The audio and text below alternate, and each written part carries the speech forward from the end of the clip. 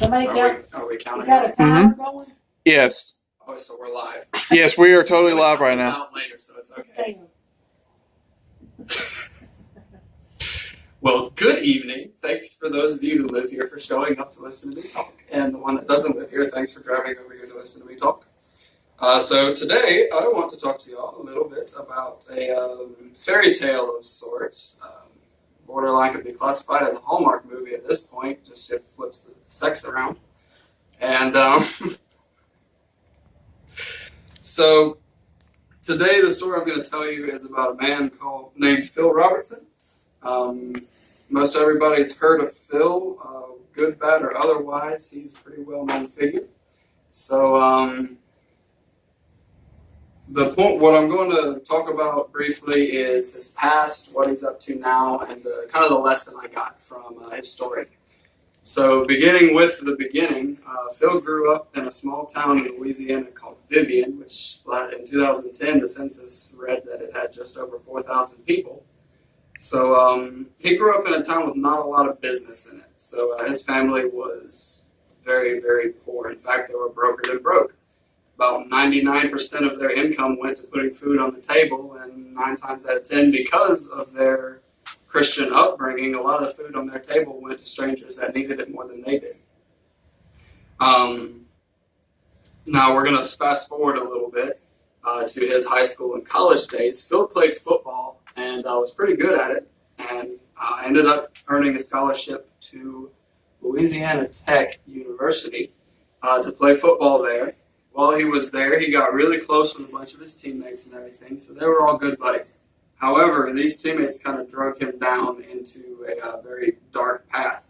As he hit the ripe age of 18, not only was he married, but he had one boy already and another on the way.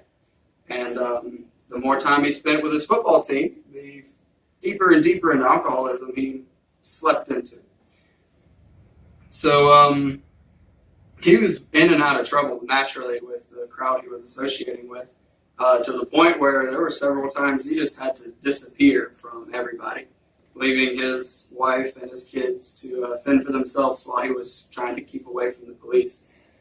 During this time frame of running away from the law and trying to save his own skin, he began his business building duck calls.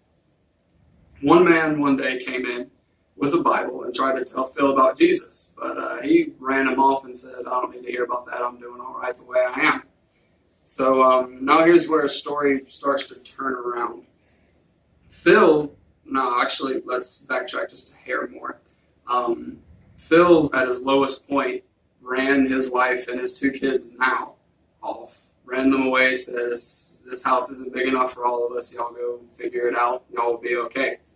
And while he was doing his own thing, selling fish for his living, he called his wife one day just to check on and see how everybody was doing, because he still did care about them, but not enough to keep them around. So she told him, "Why don't you give that Bible toting guy a call and ask him to see if he's got a better plan than what we're doing. Because right now, what you're doing ain't working." And slowly but surely, his life began to turn around as he got to know Jesus and started living the Christian lifestyle. And pretty much the point where Phil did his complete 180 was right in front of his 2 children and his wife being baptized in the local church house.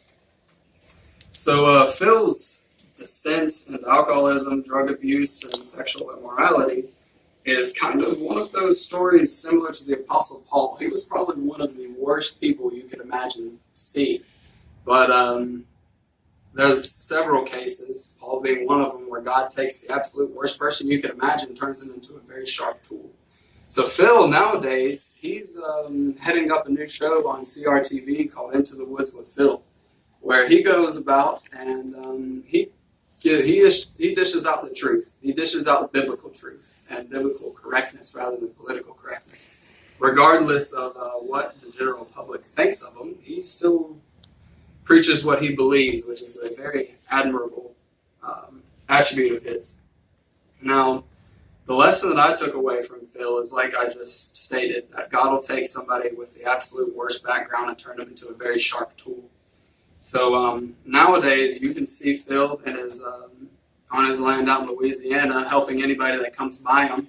Somebody needs food, he'll give them food. Needs lodging, he'll let them stay at his house. He's one of the good references to loving your neighbor as yourself. He will take care of everybody that needs help around him.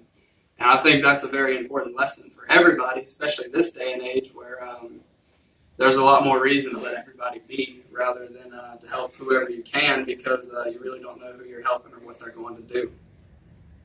So, like I said before, Phil came from a very dark background. He came from drug abuse, alcoholism, did a complete 180 through the forgiveness of Christ and the